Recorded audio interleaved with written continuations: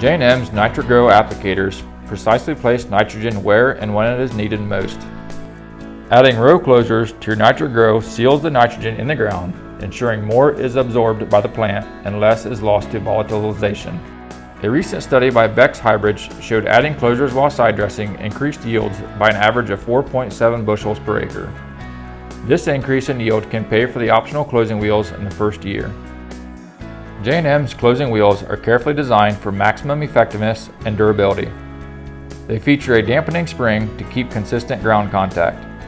The multiple adjustments to change wheel angle, height, and distance allow you to position the closing wheel at the optimal location and angle to ensure the coulter gap is closed and your nitrogen stays in the ground. The cast hub and radial ball bearings ensure the closing wheel stand up to the most extreme conditions. To learn more about how J&M's row closures can improve your farm's yield, visit your local dealer or jm-inc.com.